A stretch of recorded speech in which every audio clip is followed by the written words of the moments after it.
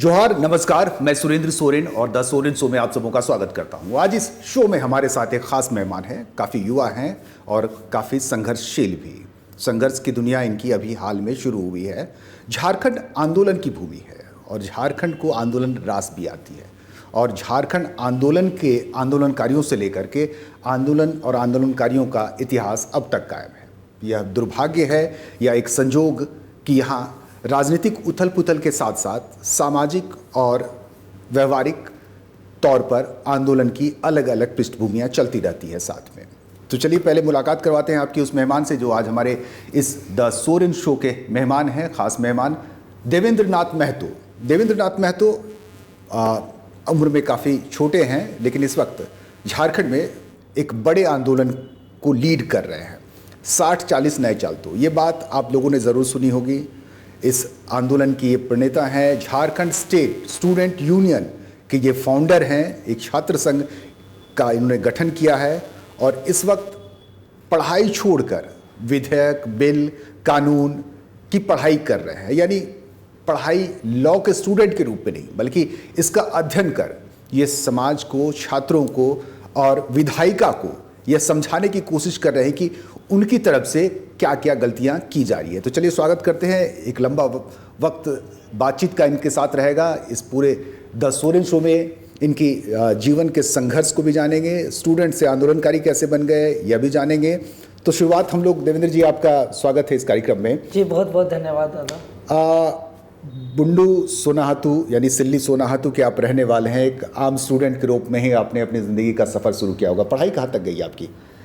जी अभी मेरा पीएचडी का रजिस्ट्रेशन प्रोसेस में है जी, विनोबा भावे विश्वविद्यालय हजारीबाग से, और इससे पूर्व मास्टर डिग्री मेरा हो गया है। अच्छा। बीएड भी कर लिया हूँ।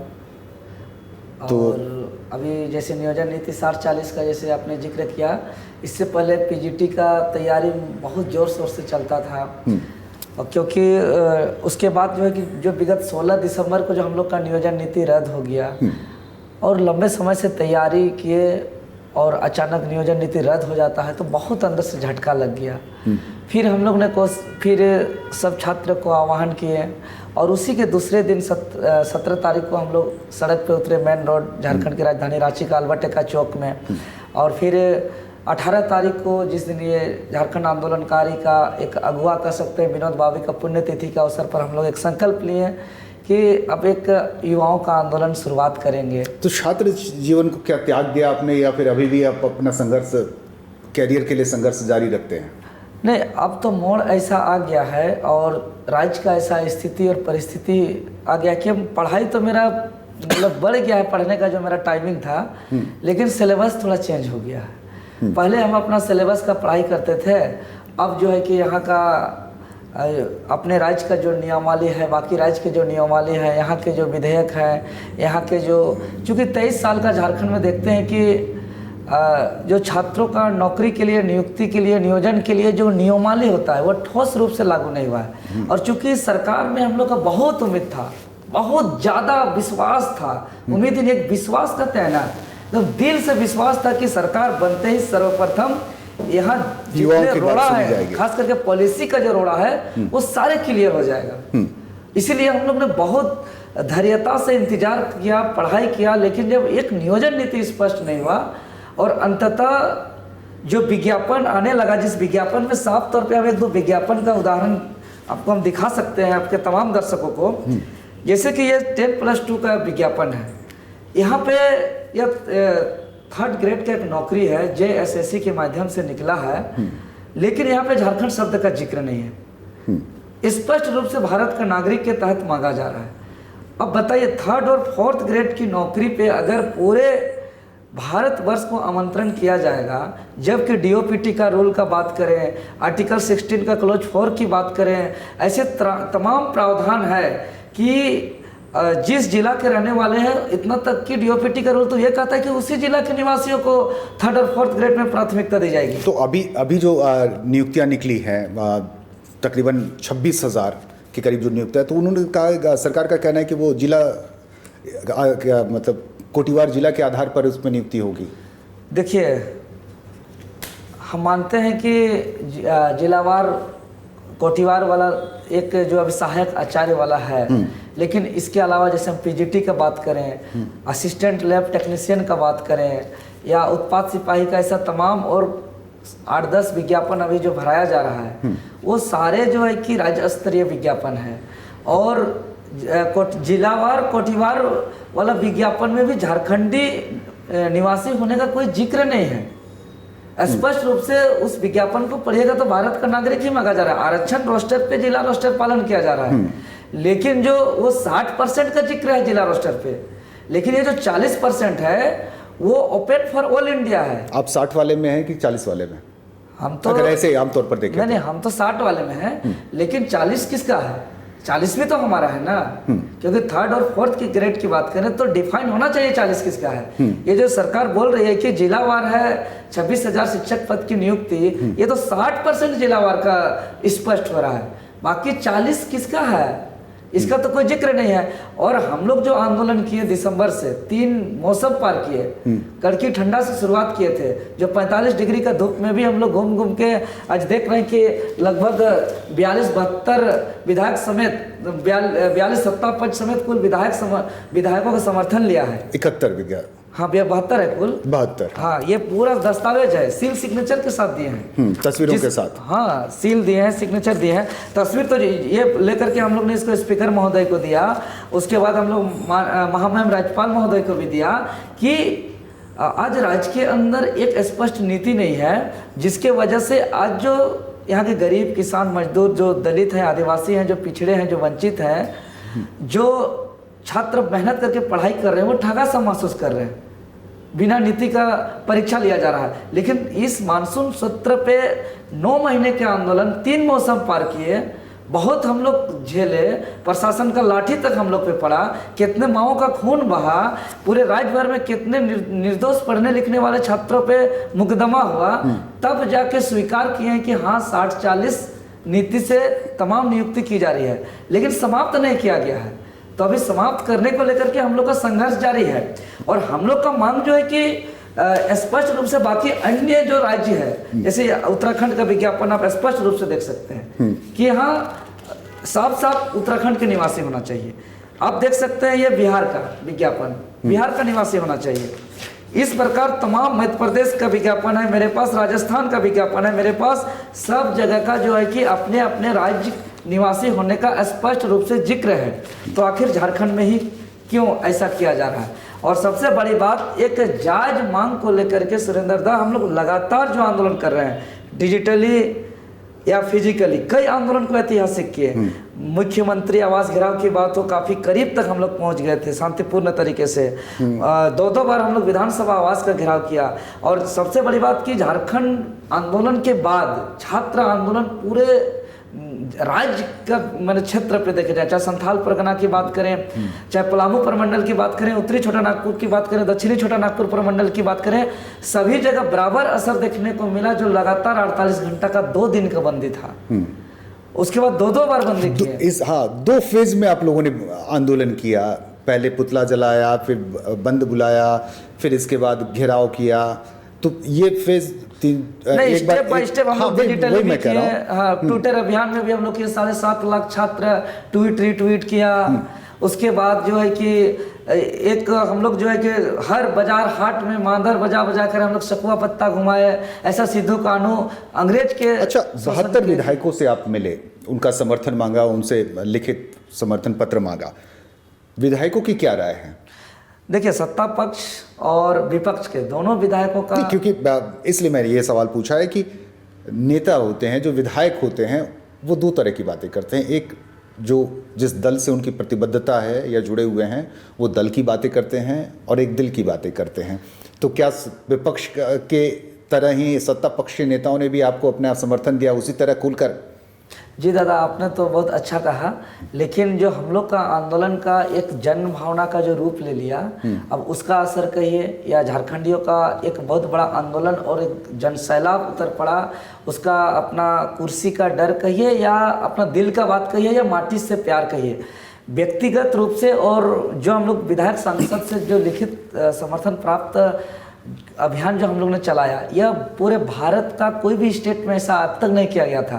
पूरे राज्य का, माने भारत के आंदोलन का इतिहास का एक तरह से नया अध्याय कह सकते हैं, आंदोलन का एक नया स्वरूप, कि एक तो विधानसभा के अंदर जो समर्थन प्राप्त करके कोई नियम कानून बनाते हैं, कोई अध्यादेश गजट लाते हैं। हम लोगों ने विधानसभा से बाहर एक नए तरह का बहुमत प्राप्त किए अपना नियोजन नीति पर, और हम लोग का मांग स्पष्ट रूप से लिखा हुआ था विषय में कि जो डॉक्टर रामदयाल मुंडा का जो रिपोर्ट के अनुसार जो 9 क्षेत्रीय और जनजातीय भाषा से सुसज्जित झारखंड के खतियान आधारित संवैधानिक नियोजन नीति, इसी विषय पर हम लोग ने मांगा है समर्थन, स्पष्ट रूप से मोटे मोटे अक्षरों पर लिख के, और वो भी स्वेच्छा से सत्ता पक्ष और विपक्ष दोनों ने दिया, और बाकायदे बात करने के दौरान कहा भी कि यह तो जेन्युइन है, 3rd और 4th ग्रेड की बात है। अगर 3rd और 4th ग्रेड की नौकरी झारखंडियों का नहीं होगा तो यहाँ का जो हम लोग का एक डेमोग्राफी है, एक स्पेशल जो हम लोग का पहचान है,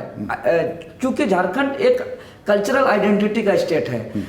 बाकी अलग अलग स्टेट का अलग अलग पहचान हो सकता है, कोई धार्मिक के आधार पे, लेकिन यहाँ पे हिंदू हो, मुसलमान हो या ईसाई हो या कोई तमाम धर्म के लोग यहाँ एक मांदर के थाप से जो है कि नाचते हैं। यहाँ सरूल पे नाचते हैं, यहाँ कर्मा पे नाचते हैं, यहाँ बाहा पे नाचते हैं, यहाँ माघे पे नाचते हैं। तो यहाँ हम लोग का कल्चरल आइडेंटिटी, अगर अमेरिका में भी मांदर बजेगा तो माना जाएगा कि झारखंड का है। तो ये हमारा कल्चरल आइडेंटिटी और हम लोग का जो डेमोग्राफी है, इस पे हमला होगा अगर हम लोग नियोजन नीति पे अच्छे से झारखंडियों को नहीं देंगे तो। अच्छा, जब 1932 की बात होती तो आपने भी सुना होगा कि कई विधायक मंत्री उससे डिफर करते थे, वो उस पर सहमत नहीं थे।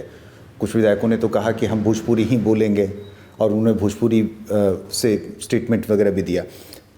तो 11 कौन विधायक छूट गए? क्या आप उन तक पहुँच ही नहीं पाए, या फिर उन्होंने आपको अपना समर्थन देने से मना कर दिया? नहीं, वो लोग से हम लोग का एक्चुअल में मुलाकात नहीं हो पाया, संपर्क नहीं हो पाया। कोई ऐसे विधायक जो है कि स्टेट से बाहर थे, कोई ऐसे विधायक थे कि देश से भी बाहर थे, और उसमें से कई ऐसे विधायक जो थे बाहर रहते हुए भी अपना ऑनलाइन अपना लेटर हेड से वहीं से सिग्नेचर करके हम लोग को समर्थन दिया जो निर्धारित डेट था। और जिनसे हम लोग मुलाकात नहीं कर पाए। मुलाकात करने के बाद एकमात्र सांसद जो धनबाद सांसद है PN सिंह, वो समर्थन नहीं दिए, और विधायक सह मंत्री जो अभी स्वास्थ्य मंत्री हैं बन्ना गुप्ता जी, वो हम लोग को 4-5 बार आनाकानी किए, जिसका हम लोग सड़क पे उतर के विरोध किए, क्योंकि हम लोग एकदम यह भी सुनने को मिला, स्वतंत्र रूप से आंदोलन किए। यह भी सुनने को मिला कि 2-3 विधायक मंत्रियों की जगह आप लोगों को बड़ी बेइज्जती महसूस हुई। हाँ, वही और धक्का मुक्का करके निकाल दिया गया। बिल्कुल। तो वही हम कहना चाह रहे हैं, क्योंकि हम लोग जो ये अभियान चलाए लिखित समर्थन अभियान वाला, हम लोग एज ए छात्र स्वतंत्र रूप से हम लोग पार्टी नहीं देखे कि ये भाजपा के हैं, कांग्रेस के हैं, आजसू के हैं, जेएमएम के हैं। हम लोग एज ए विधायक, झारखंड का एज ए गार्जियन के स्वरूप हम लोग सत्ता पक्ष के पास भी गए, विपक्ष के पास भी गए, लेकिन कुछ विधायक जैसे बन्ना गुप्ता में स्पष्ट रूप से कहेंगे, माननीय मंत्री महोदय, हमारे जो छात्र गए थे 50-60 की संख्या पे, वो लोग को सबसे पहले 5 को बुलाया गया। उन लोग को बाकायदे आप लोग 5 हैं, क्या कर सकते हैं, मैंने झारखंडियों को गिन के बताने का कोशिश किया कि आप लोग 5 हैं। मैंने झारखंडियों को कोई गिना जाता है इस तरीके से? 4-5 बार जो है टाल मटोल करने का कोशिश किए। जब उसका प्रतिक्रिया राज्य पे फिर पुतला दहन होने लगा, तो फिर बुला करके बाकायदे उन्होंने समर्थन दिया। तो कहीं ना कहीं दबाव था, और आंदोलन मतलब आप लोगों ने मजबूर भी कर दिया। जी हाँ, मजबूर मैंने एक आंदोलन का ताकत है, क्योंकि यह धरती आंदोलन का धरती रहा है, और हम लोग हमेशा बिरसा मुंडा, सिद्धू कानू, नीलांबर पीतांबर, फूलो जानो, चांद भैरव, रघुनाथ महतो, विनोद बाबू, निर्मल दा को हम लोग पढ़ते आए हैं। तो हम लोग संघर्ष को जानते हैं। इसीलिए मैंने इस कार्यक्रम की शुरुआत में ही ये बात रखी कि आंदोलन बड़ी रास आती है, और आंदोलन पर ही यह झारखंड आगे बढ़ रहा है। एक छोटा सा ब्रेक लेते हैं, ब्रेक के बाद आते हैं तो देवेंद्र जी से आगे कुछ दिलचस्प बातें होती रहेगी।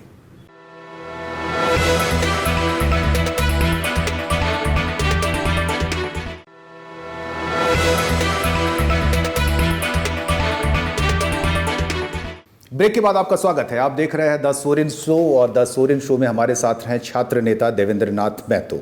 6ठी जेपीएससी से इनके आंदोलन की ज़मीन तैयार हुई, और वहाँ से इन्होंने आंदोलन शुरू किया, और बात वहाँ से बढ़ते बढ़ते 6ठी जेपीएससी, 7वीं जेपीएससी भी हो गई, 7वीं से 10वीं तक की जेपीएससी भी हो गई, और इसके बाद फिर स्थानीय नीति, नियोजन नीति का आंदोलन का एक स्वरूप खड़ा हुआ। छठी जेपीएससी, आपने कभी जेपीएससी का एग्ज़ाम दिया है क्या? जी दिया। कौन सा दिया था?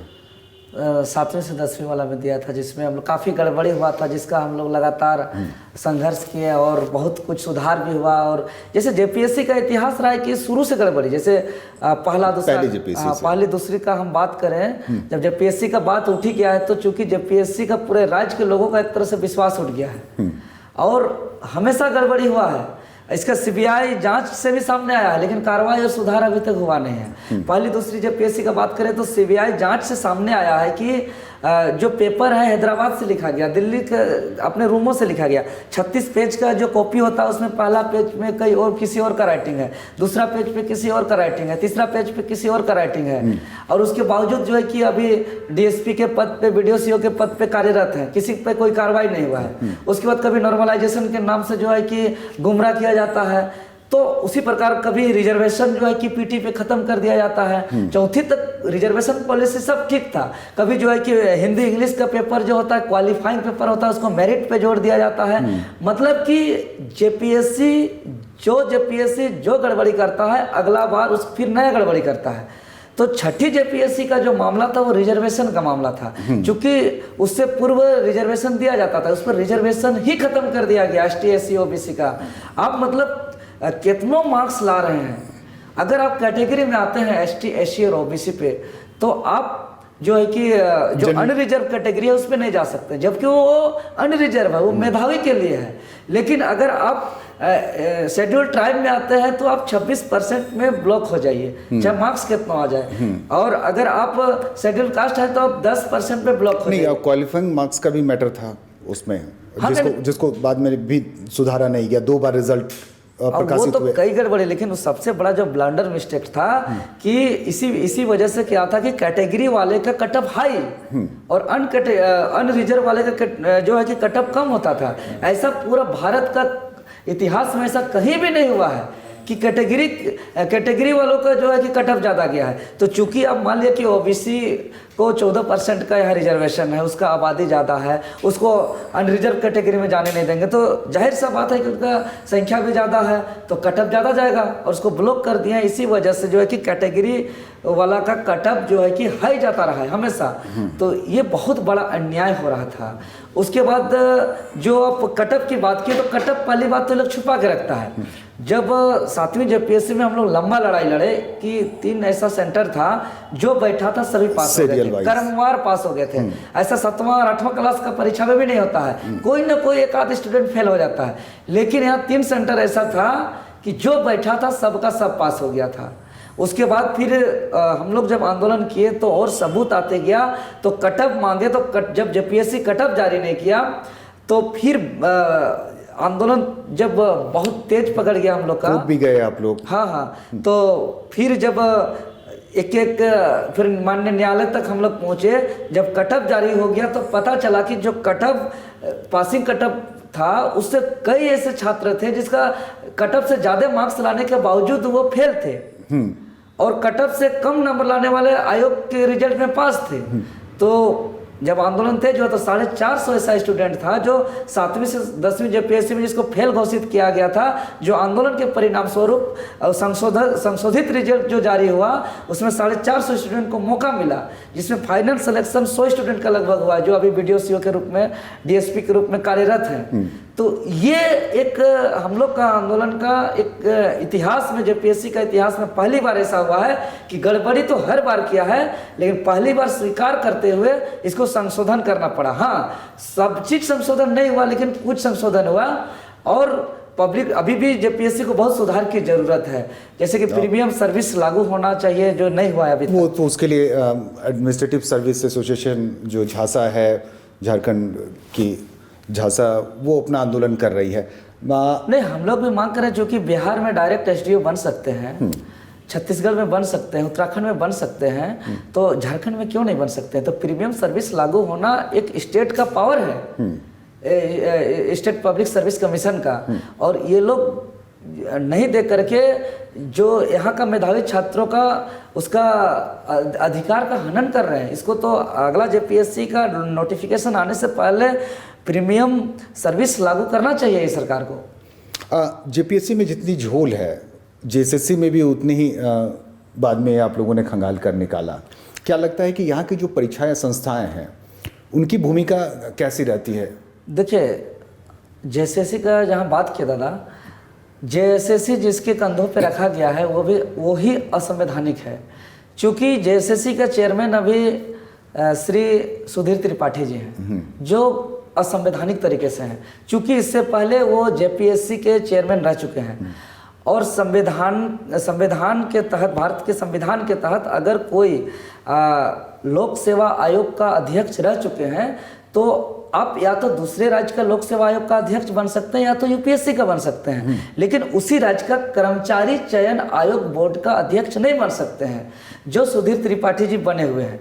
यही सबसे बड़ा सवाल। तो बड़ा गजब का ज्ञान आपने भी मुझे दिया। इतनी बड़ी बड़ी ब्लेंडर मिस्टेक सरकार एक लाइन एकदम हम बता रहे हैं, एक लाइन पे जो है कि पूरा जिसपे जैसे। तो आप लोग कोर्ट क्यों नहीं चले जाते? अरे कोर्ट हम लोग जाएंगे, हम लोग छात्र हैं, अभी हम लोग कोर्ट जाने का तैयारी कर रहे हैं। चूंकि हम लोग के पास देखिए कोर्ट जाने का मतलब है कि बहुत सारा पैसे की ज़रूरत पड़ती है, वकील को बुलाने के लिए बहस की ज़रूरत पड़ती है। तो हम लोग सरकार से पहले निवेदन और चिट्ठी अपना आवेदन दे रहे हैं। अभी आवेदन के माध्यम से, निवेदन के माध्यम से अगर हम लोग पे कार्रवाई हो जाती है तो ठीक है, कोर्ट तो अंतिम विकल्प है, वहाँ भी हम लोग जाएंगे। लेकिन संविधान का जो प्रावधान है, लोक सेवा आयोग का जो प्रोटोकॉल आर्टिकल 320, उसी पे ये प्रावधान किया गया है कि वो चेयरमैन जो है कि झारखंड कर्मचारी चयन आयोग बोर्ड का अध्यक्ष नहीं बन सकते हैं, लेकिन इसको बना दिया गया है। और दूसरी बात, ये जो सुधीर त्रिपाठी जी हैं, ये जो जेपीएससी के चेयरमैन रह चुके थे, उसी दौरान इस पर बहुत सवाल खड़ा हुआ था। जांच के माध्यम से साबित हो चुका है कि गड़बड़ी हुई थी इनके कार्यकाल पर, जब इन पर दाग लग चुका है। और दूसरी बात, अभी जिनको एजेंसी दी हुए थे, इसके कार्यकाल में जो एक जूनियर इंजीनियर का परीक्षा हुआ था, जिसका विज्ञापन 2 बार निकल चुका था, एक विज्ञापन संख्या 2/2022 और जिसका विज्ञापन संख्या 6/2023, जो जूनियर इंजीनियर झारखंड सरकार का जो परीक्षा था, जिसमें 1300 लगभग सीट था। आश्चर्यजनक हम बता दें कि 1300 सीट का जो परीक्षा था, परीक्षा से पहले ही क्वेश्चन लीक हो गया था, जो बाद में हम लोग का आंदोलन, बहुत इसमें आंदोलन करना पड़ा। कई जगह जो है कि हम लोग एफआईआर दर्ज करने जा रहे थे तो जीरो एफआईआर नहीं लिया जा रहा था। अंततः जो है कि आप लोग का मीडिया के ऑन कैमरा के सामने नामकुम थाना पे एफआईआर दर्ज हुआ, फिर एसआईटी का कमेटी गठन हुआ, फिर हम लोग का जो है कि कई साथियों का मोबाइल लंबे समय तक जब्त रहा और हम लोग ने बाकायदे पेपर लीक करने वालों का नंबर दिया, फोटो दिया, तब जाके पकड़ाया। और ये जो है कि झारखंड के ग्रामीण एसपी जो है कि प्रेस कॉन्फ्रेंस करके पुष्टि किए कि हाँ क्वेश्चन लीक हुआ था। चूंकि परीक्षा से पूर्व ही जो छात्र लोग को क्वेश्चन मिला था वो हमारे पास आए और वो खुद क्वेश्चन लेने वाला छात्र हमारे पास आके बोले कि दादा क्वेश्चन हम लोग को मिल गया है पहले ही, इसका सबूत ये है। और हूबहू जैसे कि एक सेट का दिया गया परीक्षा से पूर्व की, पहला का जो है कि ए आंसर है, दूसरा का बी आंसर है, तीसरा का सी आंसर है, और जब परीक्षा हुआ तो देख रहे हैं साफ साफ हूबहू है। तो इतना बड़ा ब्लेंडर 20-20 लाख पे। तो सबसे बड़ा सुरेंद्र दा की ये सवाल है कि छात्र क्यों बताया क्वेश्चन लेने के बावजूद? इसलिए बताया कि जो माफिया या जो गैंग, जो सरगना यहाँ इस तरह का गलत काम कर रहा है, वो एक्चुअल पे नौकरी 20 लाख रुपया देकर भी नौकरी देना उनका मंशा नहीं है, उनका मंशा है पैसा का उगाही करना। इसीलिए 1300 सीट था, लगभग जो है कि 2000 छात्रों को क्वेश्चन बेचा गया। 3 जगह जो है कि एक दिन पहले ही बाकायदे कोडरमा पे, चूंकि हम ऑन कैमरा सच्चाई हम बोलने से हिचकते नहीं हैं, वहाँ एक ड्रेस कोड दिया गया, आई कार्ड दिया गया, बाहर पे बोर्ड लगा दिया गया कि एक कंपनी का ट्रेनिंग चल रहा है, और अंदर पे जो है कि मोबाइल सबका जब्त करके क्वेश्चन दिया जा रहा है 20-20 लाख पे। आप बताइए कितनों बड़ा पोस्ट पे कोई भी नौकरी वाले या बिजनेस वाले अपना दिनचर्या का, परिवार का, समाज का सब काम देखते हुए अपना नौकरी के लिए एक अतिरिक्त 20 लाख रुपए झारखंडी नहीं पाएंगे। उसी को 20 लाख रुपया एक 3rd और 4th ग्रेड का नौकरी दे पाएगा जिसका बाप यहाँ अवैध कमाई करता है, काला कमाई करता है। नहीं तो जो सही रास्ते पे चलने वाले लोग इतना नहीं कर पाएंगे। तो इतना बड़ा काम हुआ सुधीर त्रिपाठी के कार्यकाल में, उसके बावजूद उसको कार्रवाई नहीं होता है। और जो एजेंसी परीक्षा लिया था वो एजेंसी बिहार पे ब्लैक लिस्टेड है। और वही व्यक्ति जब वहाँ ब्लैक लिस्टेड होता है, उस पर कार्रवाई होता है, तो वही व्यक्ति अपने ड्राइवर के नाम से जो है कि दूसरा रजिस्ट्रेशन करा करके यहाँ जो है कि JSSC उसको एग्जाम का एजेंसी के लिए उसको हायर करता है। तो आप बताइए, झारखंड राज्य के अंदर तो हम इसीलिए कह रहे हैं कि चाहे JPSC की बात करें, JSSC की बात करें, चाहे JPSC के जितने बॉडी है, अभी इससे पूर्व जो अमिताभ चौधरी थे, जो एक पॉलिटिकल बैकग्राउंड से थे, जो कि संवैधानिक संस्था पे नहीं बैठना चाहिए था, अभी भी कई ऐसे JPSC संस्था में जो सरकार का अनुशंसा से जो बने हैं, जैसे अजिता भट्टाचार्य जी हो गए, चाहे जमाल आलम जी हो गए, ये लोग पूरी तरह जो है कि राजनीतिक परिवार से बिलोंग करते हैं। चूँकि आपका ये भट्टाचार्य जी का जो धर्मपत्नी है, सुप्रिया भट्टाचार्य जी का धर्मपत्नी है अजिता भट्टाचार्य, वो अभी यहाँ JPSC बैठी हुई है। तो पूरा राजनीतिकरण अगर वह संवैधानिक संस्था पे बैठेंगे तो कहाँ से यहाँ पे पढ़ने वाले छात्रों का भरोसा रहेगा। उसी प्रकार JSSC का जो भी चेयरमैन है, सचिव है, ये सारे जगहों पे जो बैठे हुए लोग हैं, वो यहाँ के झारखंडी लोग जो योग्य व्यक्ति हैं उसको बैठाया नहीं गया है। दूसरी बात, जो एजेंसी परीक्षा लेने वाले हैं वो विश्वसनीय TCS जैसा कंपनी को दिया नहीं जा रहा है। तो इसके वजह से जो है कि कई ऐसा पढ़ने लिखने वाले छात्रों पे सवाल है और बहुत इसके लेकर के प्रेशर भी है, मानसिक तनाव भी है और कहीं ना कहीं इससे बहुत ठगा हुआ महसूस कर रहे हैं। इससे तो आंदोलन की बड़ी अच्छी अवसर मिल जाते हैं इस तरह की चीज़ों से। देखिए, आंदोलन एक अवसर नहीं है दादा, आंदोलन एक मजबूरन है और आंदोलन एक बाध्यता है। क्योंकि हम लोग घर से निकले थे पढ़ाई करने, नौकरी करके एक अच्छा से जीवन यापन करने, तो एक मोड़ ऐसा आया, एक हालात ऐसा आया, वक्त ऐसा आया कि आज आंदोलन हम लोग को करना पड़ा। और इसलिए करना बाध्य भी है, क्योंकि हम लोग आवाज़ नहीं उठाएंगे तो कौन उठाएगा, फिर हमारा राज्य तो लावारिस हो जाएगा। और आज छोटे छोटे और इतना गंभीर मामला है, बहुत गंभीर मामला है ये सब चीज़। आज इस राज्य के अंदर देख रहे हैं कि परीक्षा लेने वाले एजेंसी बाहर के, परीक्षा लेने वाले जो है कि परीक्षार्थी बाहर के, आयोग पे बैठे लोग बाहर के, परीक्षार्थी बाहर के, तो झारखंडी करेंगे क्या। और यह सिर्फ छात्रों का हक अधिकार का हनन नहीं है। मान लिया कि तादाद संख्या से जो बाहर में यहाँ के ब्लॉक पे, यहाँ के स्कूल पे, यहाँ के कॉलेज पे, यहाँ के अस्पताल पे बैठेंगे बाहर के लोग, तो इस पे अंतर ये है कि झारखंड के लोग, अगर झारखंड के सरकारी संस्था में बैठना मतलब झारखंड को विकास के रास्ते पे दौड़ाना, झारखंड को ऊंचाई तक पहुंचाना, जो सरकारी पद पे जो बैठे लोग हैं। अगर झारखंडी लोग अगर बैठते हैं तो एक झारखंड से प्यार होता है, भावना से जुड़े होते हैं और ईमानदारी से काम करते हैं, करप्शन नहीं करते हैं। लेकिन अगर बाहर के लोग जो बैठते हैं उसका इमोशनल जुड़ा हुआ नहीं रहता है, वो आय का स्रोत समझते हैं। तो झारखंड के लोग अगर जहाँ BDO हैं, CO हैं या थानेदार हैं या कहीं डॉक्टर हैं या जो भी हैं, तो जैसे कि अगर यहाँ का पत्थर की बात करें, पहाड़ की बात करें, तो वो देवता के रूप से देखते हैं। पत्थर उतना लेंगे जिसको उसको जितना ज़रूरत है, बालू नदी से उतना लेंगे जितना उसको ज़रूरत है। और जो बाहर के जो अधिकारी पदाधिकारी होंगे वो उसको खनन और आय का स्रोत समझते हैं। अगर झारखंड में उसका जो है खपत पूरा नहीं हो रहा है तो वो विदेश तक भेजेंगे, बाहर भेजेंगे, जब तक जो है कि इसका खनिज संपदा यहाँ खत्म ना हो जाए। तो और इस प्रकार से करप्शन बढ़ जाता है, जिसका जीता जागता उदाहरण जो जिला का मालिक छवि रंजन जी, चाहे पूजा सिंघल जी, वीरेंद्र राम जी, बताइए, एक साधारण सा इंजीनियर जिसका बेटा, जिसका टी-शर्ट गंदा होता है तो 35,000 का टी-शर्ट पहनता है। तो ये वेतन का पैसा से संभव नहीं है। चलिए, परीक्षा पे 100 से ज़्यादा गड़बड़ियाँ गिना चुके हैं, लेकिन अब सरकार ने एक विधेयक लाया है जो कदाचार हो रहे हैं, परीक्षा में गड़बड़ियाँ हो रही है, उन पर नकेल कसने के लिए। एक छोटा सा ब्रेक लेते हैं, ब्रेक के बाद आते हैं तो उस पर उठ रहे सवाल पर बात करते हैं।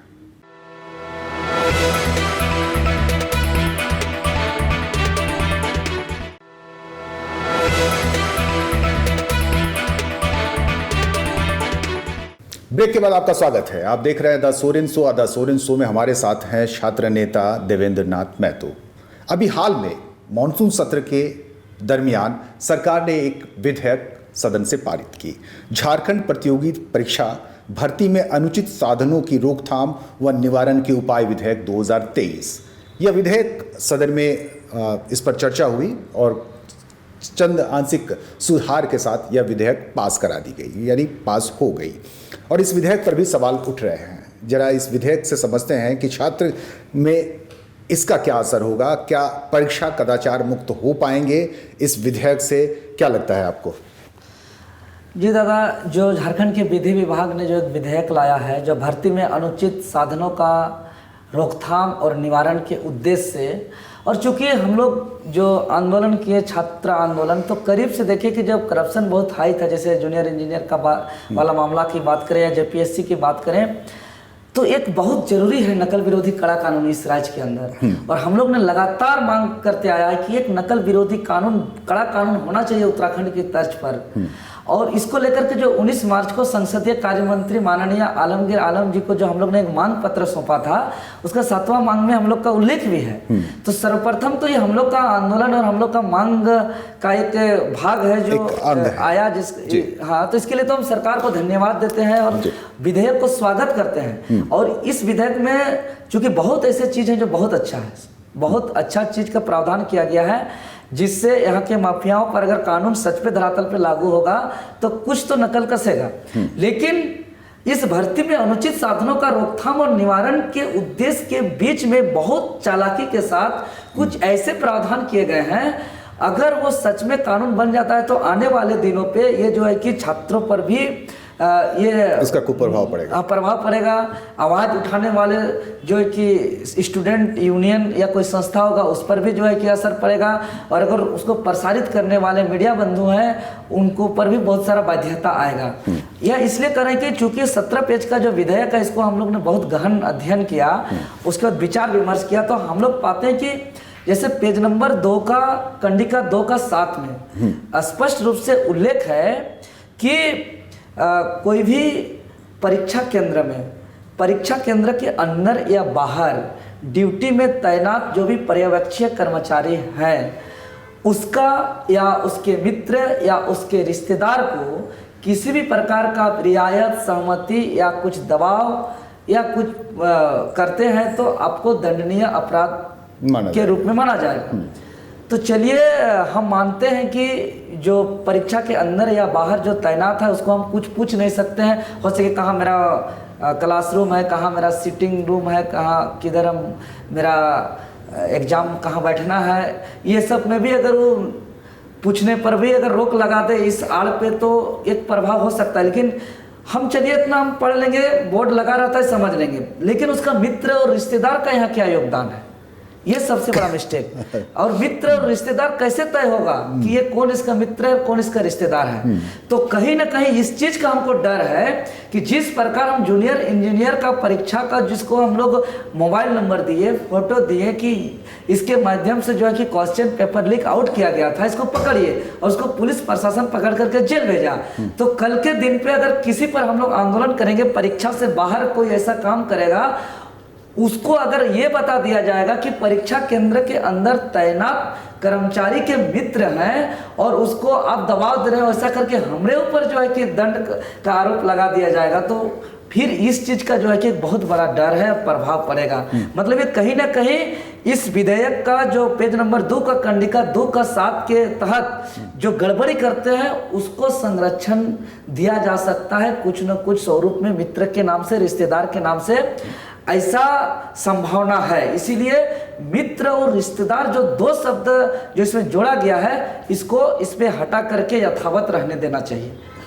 इसके अलावा अगर हम बात करें तो पेज नंबर 6 का कंडिका 11 का 2 में जो प्रावधान किया गया है, जिसमें स्पष्ट रूप से लिखा, माने जैसे कि हम इतिहास के मान ले छात्र हैं, अगर हम परीक्षा के अंदर में हम देख रहे हैं कि 6 सवाल गलत है तो बाहर निकल के हम बता नहीं सकते।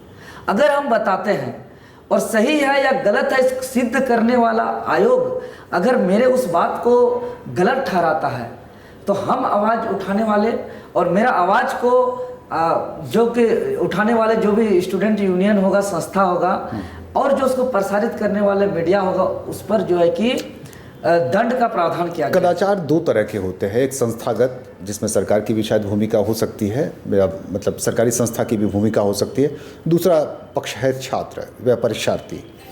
आपको क्या दोनों तरफ इसके समान सदुपयोग की संभावना दिखती है इस विधेयक के? नहीं, देखिए, कदाचार करने वाले कोई भी रहे, चाहे छात्र रहे ये तो क्या इसका दूसरी तरफ भी इसका उपयोग हो सकता है, ये लगता है आपको ऐसा होता है या हो सकता है? नहीं, बिल्कुल हो सकता है, हम कोई चीज़ से नकार नहीं सकते हैं, क्योंकि इससे पूर्व आपका हम कई ऐसा चीज़ दिखा सकते हैं। जैसे कि कुछ छात्र थे, देखिए अपना अंदर में स्किन के अंदर ऑपरेशन करा करके माइक्रोफोन लेके गए। आपका ब्लूटूथ जो है कि स्किन के अंदर ऐसा सामने आ चुका है मामला, ये देख सकते हैं, बहुत हाईलाइटेड मामला था। ये भी झारखंड का है, सिपाही भर्ती का मामला है। तो कहीं ब्लूटूथ, तो कहीं माइक्रोफोन, तो कहीं तरह तरह का मेरा कहना है कि जैसे आपने पिछले दिनों कहा कि जांच परीक्षा लेने वाली एजेंसी ही गड़बड़ी में शामिल थी, सुनवाई तो हुई नहीं, क्या ऐसे विधेयक आएंगे तो उस पर लगाम लग सकेगी? नहीं जी, बिल्कुल इससे प्रावधान है। प्रावधान तो पहले से भी कुछ ना कुछ प्रावधान रहा होगा ऐसी गड़बड़ियों की, या मौजूद होंगे, लेकिन उसका उपयोग तो दिखता नहीं है। हाँ, ये इम्पोर्टेंट है। हाँ, क्योंकि ऐसा नहीं कि इससे पहले खुली छूट था कि आप क्वेश्चन देख सकते हैं या आप माइक्रोफोन ब्लूटूथ अंदर कर सकते हैं, ऐसा प्रावधान नहीं था पहले भी। ऑलरेडी जो भी परीक्षा होता है सरकार का, उसके इर्द गिर्द में 144 स्वतः माना जाता है। तो कानून तो शुरू से है, और कानून तो कई कानून है, लेकिन कानून जो है कि वो धरातल पर लागू होता नहीं दिखता है। हम इससे भी फांसी का प्रावधान भी लाएंगे, और अगर उसको लागू धरातल पे स्ट्रिक्टली करेंगे नहीं तो वो कानून बना का बना रह जाएगा। अच्छा, तो विपक्ष का मानना है, विपक्ष का कहना है कि यह विधेयक छात्र आंदोलन को दबाने के लिए लाई गई है। आप लोग को ऐसा महसूस होता है या फिर ये उनकी अपनी राजनीति है? नहीं, वो हम ये कहेंगे कि जैसे कि जो आर्टिकल 11 का 2 में जो मैंने प्रावधान किया गया है कि अगर कोई चुनौती देते हैं परीक्षा से संबंधित या प्रश्न पत्रों का, उत्तर पत्रों का, जो आरोप करते हैं, अगर वो मिथ्या, झूठ या गलत साबित होता है तो चुनौती देने वाले व्यक्ति, छात्र या संस्था या मीडिया या संगठन पर जो है कि कानूनन कार्रवाई का प्रावधान किया गया है, या जो है कि कंडिका 11 का 2 में प्रावधान है। तो इसमें कहीं ना कहीं दबाने का प्रयास तो आप कोर्ट भी नहीं जा सकते, आप तो संभावना पर कूट जाएंगे ना, या आप संभावनाओं पर चुनौती देंगे? बिल्कुल, क्योंकि जेपीएससी का जैसे कई ऐसे सवाल था कि जो बिरसा मुंडा का सहयोगी को कहाँ मारा गया था, तो जो आंसर शीट जो जारी किया गया था, जो विकल्प थे वो आंसर शीट में गलत दिया था। मतलब विकल्प ही गलत था? हाँ, विकल्प गलत था, नहीं आंसर की गलत। अच्छा, आंसर की में जो है वो आंसर जो माना था वो गलत माना था। तो फिर हम लोग ने कोर्ट में चुनौती दिए, तो फिर बाद में सुधार हो गया। लेकिन उसी का हम एग्जांपल देंगे, जैसे बीपीएससी में जो एक चीज आया, वीर कुंवर सिंह जो है आंदोलन का शुरुआत कहाँ से किया था, तो वो आरा से किया था, सब किताब में है, लेकिन वो आयोग ने पटना माना। फिर कोर्ट जब मामला गया तो कोर्ट में ये दलील दिया गया कि वीर कुंवर सिंह फिजिकली आरा पे शुरुआत किए थे, लेकिन मानसिक रूप से सोचे थे पटना। अच्छा, और वो सोचा हुआ चीज को मान करके आयोग का जो है कि आंसर की उसको सही माना।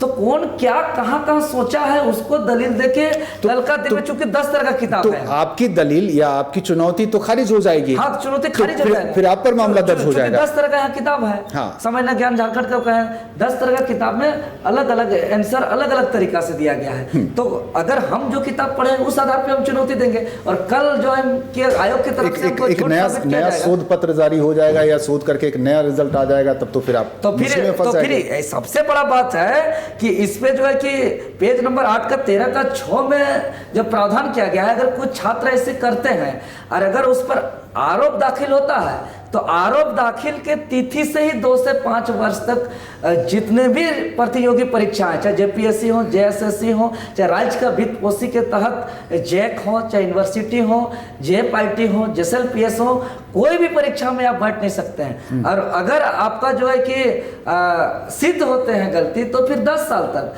तो मान के चलिए कौन छात्र का हिम्मत होगा फिर आगे आके कि भाई फलना क्वेश्चन पे जो है कि ऑप्शन गलत थे या जो आंसर की गलत है, और वही अगर दोबारा एक छात्र करता है तो फिर उसको आजीवन कोई परीक्षा में बैठने नहीं दिया जाएगा। तो ये तो डर है नहीं है ऐसे। और हम लोग तो शुरू से करें कि इस विधेयक पे एक प्रावधान होना चाहिए था जो नहीं किया गया, जो हम लोग शुरू से करें कि भाई कोई भी परीक्षा हो रही है, जो उस परीक्षा में शामिल होने वाले छात्र हैं जिसको लगता है कि ये गड़बड़ी हुई है, तो उस परीक्षा में शामिल होने वाले छात्रों का एक प्रतिनिधि मंडल जो है कि लीगल तरीके से जाके, जिसमें आयोग भी हो, जिसमें कुछ लीगल लोग भी हो और कुछ छात्र का भी प्रतिनिधि मंडल बैठ के आसानी से बात की जाए। क्योंकि आंदोलन ही सब समाधान नहीं होता है और किसी का शौक नहीं आंदोलन करना, क्योंकि छात्र का एक तो बहुत संसाधन की कमी रहता है, बड़े मुश्किल से जो है कि रूम रेंट पे रहते हैं, बड़े मुश्किल से खाना खाते हैं, वो अब पूरी खानदान की अपेक्षाएं उनसे जुड़ी होती तो है, उनका भविष्य उनका जो है कि खतरे पे चला जाता है,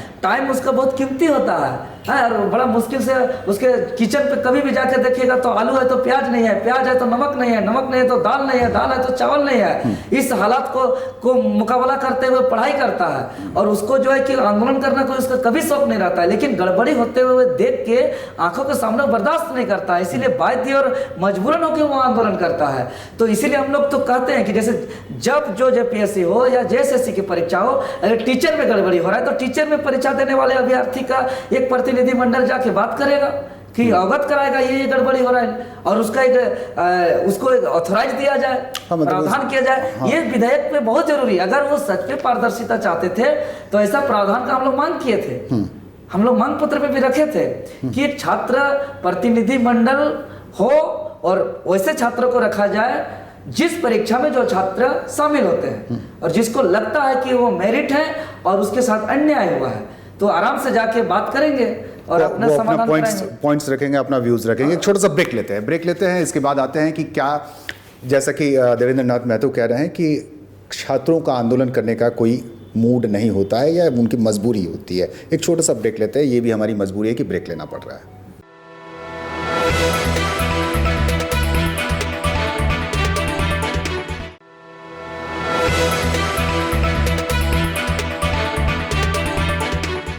ब्रेक के बाद आपका स्वागत है। आप देख रहे हैं the Soren show. The Soren show में हमारे साथ हैं देवेंद्र नाथ महतो। छात्र आंदोलन ने इनकी एक अपनी मुकाम हासिल की है। देवेंद्र जी, आंदोलन की तो अपनी इतिहास होती है, अपनी मजबूरी भी होती है और उसका एक अपना वजूद भी होता है। आंदोलन बड़ी लंबे वक्त से चलता है, तो क्या अब आगे आंदोलनों के बाद क्या नतीजा तो आता नहीं है? आपने 1932 का आंदोलन किया, खतियानी आधारित स्थानीय नीति का आंदोलन किया, बेनतीजा रहा। 60-40 की आंदोलन चल ही रही है या इसका रिजल्ट की उम्मीद है?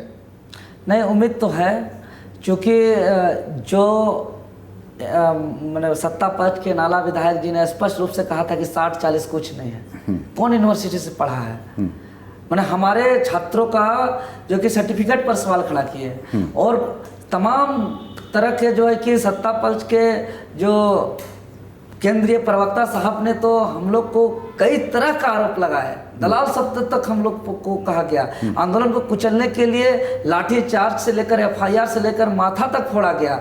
उसके बावजूद भी हम लोग, चूंकि सच्चाई तो सच होता है, तो सच्चाई को सामने आने के लिए हम लोग डटे रहे और अंततः 9 महीनों के बाद मुख्यमंत्री जो है कि अभी मानसून सत्र के अंतिम दिन समापन भाषण के दौरान उन्होंने कबूल किया, स्वीकार किया कि 60-40 से ही तमाम नियुक्ति का प्रक्रिया चलाई जा रही है और जो है कि लेकिन इसको समाप्त नहीं किया गया है। तो अब हम लोग इसको समाप्त करने को लेकर के हम लोग अपना मुहिम भी छेड़ दिए हैं।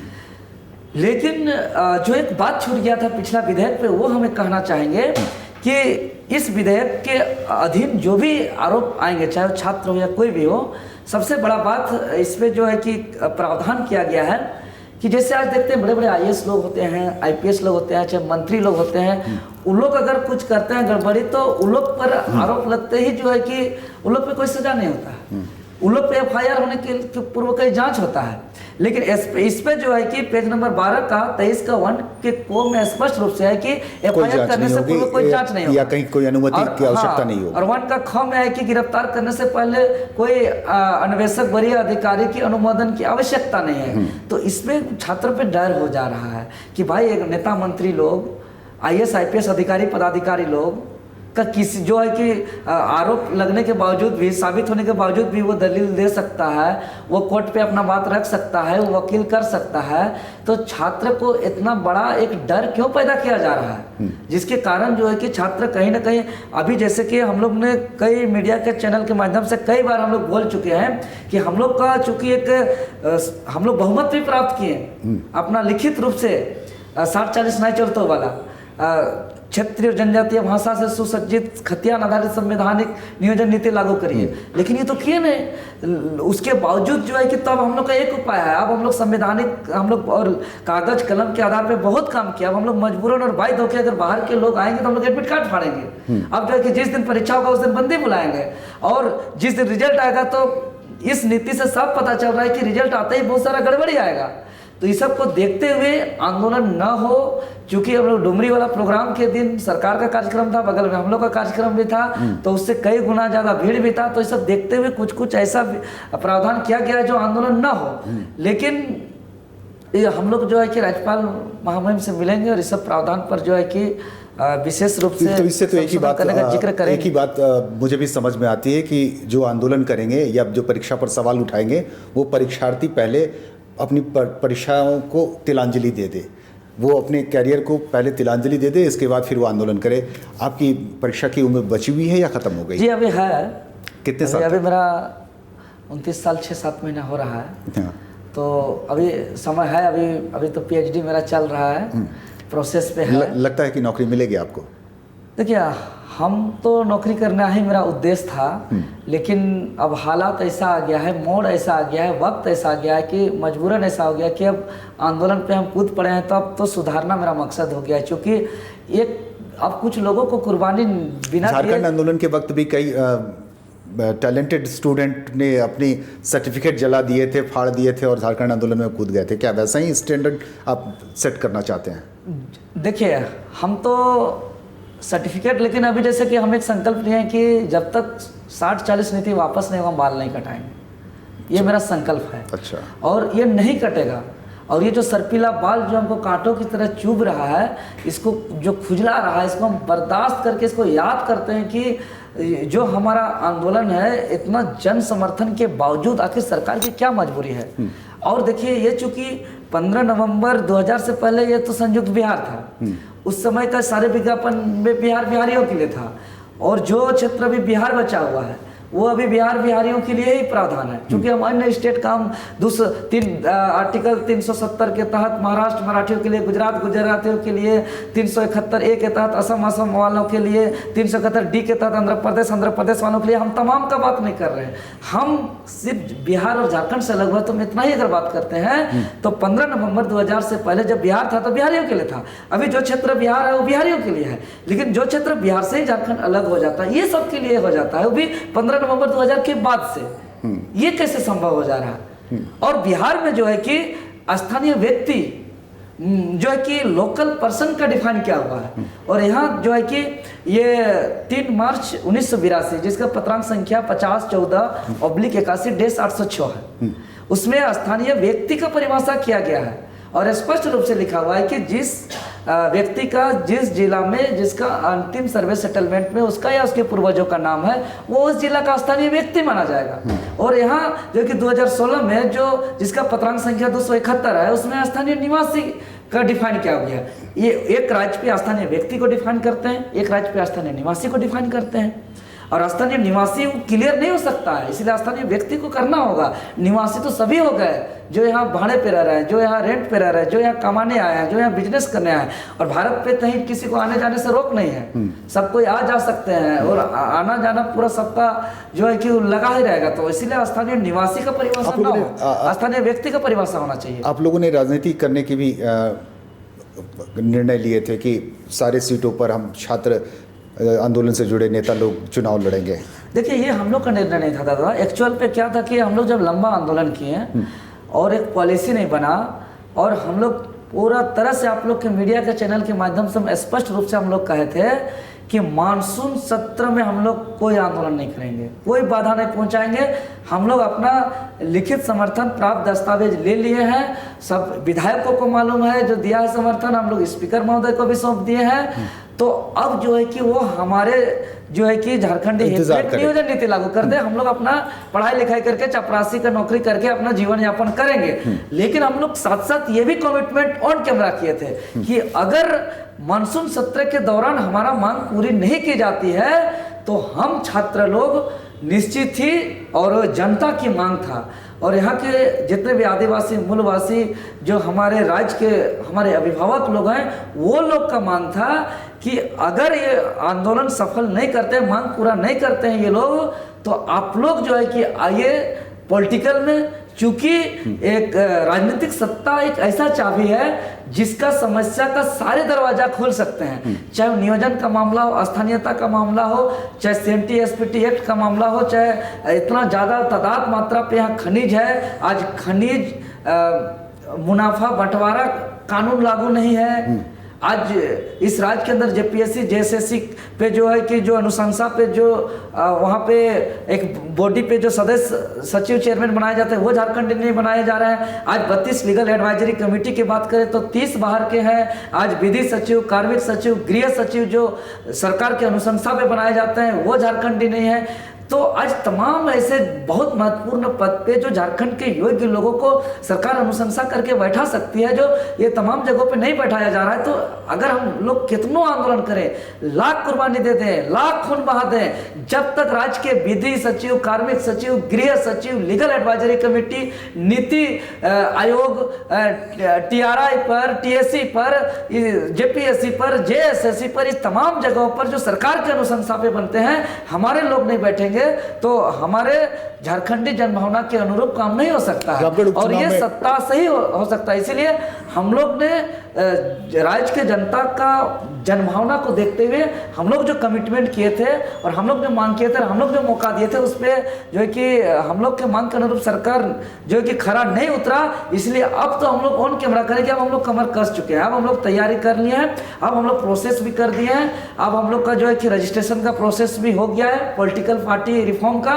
और तो जयराम की पार्टी के साथ ही जाएंगे या अपनी पार्टी? देखिए, जयराम जी हो गए, हम हो गए, या जितने भी छात्र हैं जो भी आंदोलन से उभरे हैं, हम लोग सभी एकजुट हो गए हैं। जो भी नए चेहरे हैं जो आंदोलन से जो उभरे हुए हैं, और ये तमाम लोग उभर करके जो है कि हम लोग एक नया पॉलिटिकल रिफॉर्म करने के लिए हम लोग भारत का निर्वाचन आयोग को अपना जो है कि प्रोसेस भी हम लोग उसका जितना टर्म्स एंड कंडीशन है, हम लोग का एक टीम बन चुका है जो ऑफ कैमरा काम कर रहा है। ये सारे प्रोसेस हम लोग का शुरुआत भी हो चुका है और आने वाले दिनों पर अब हम लोग, चूँकि अब सरकार अब पहला साल बोले खजाना खाली का बहाना बताया, फिर अगला साल कोरोना काल का बहाना बताया, फिर अब अभी जब काम करने का बारी है तो कभी विपक्ष करने नहीं दिया रहा है। तो कितना हम लोग बहाना सुनते रहेंगे? अरे जब कोरोना का काल था उसमें नीति नहीं बन सकता था क्या? जब नीति क्यों नहीं बन सकता था उस टाइम? नीति तो वैसे उस समय बना सकते थे, तो उसमें नीति नहीं बनाया। अब बिना नीति का राज्य को कैसे आप आगे बढ़ा सकते हैं? आज सब खतरे पे है। झारखंड के आदिवासी मूलवासी आज देख रहे, यही रांची का जो है कि पल्स हॉस्पिटल भुइहरी जमीन पे कैसे बन जाता है सब चीज। आपका न्यूक्लियस मॉल जो है वो एक महिला पॉलिटेक्निक के लिए बनने के लिए जो उस पर सहमति बन चुका था, आज महिला पॉलिटेक्निक बनने की जगह न्यूक्लियस मॉल कैसे बन गया?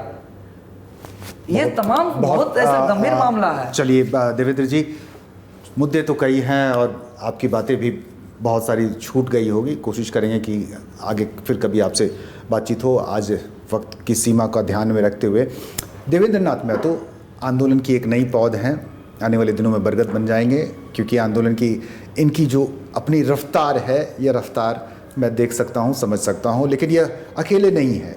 ऐसे ही आंदोलन के कई नए जनरेशन तैयार हो रही है झारखंड में, जो ना सिर्फ आंदोलन कर रही है, आंदोलन से नीतियां बदलने की बात कर रही है, और नीति ना बने तो राजनीति में भी दाखिल होने की तैयारी कर रहे हैं।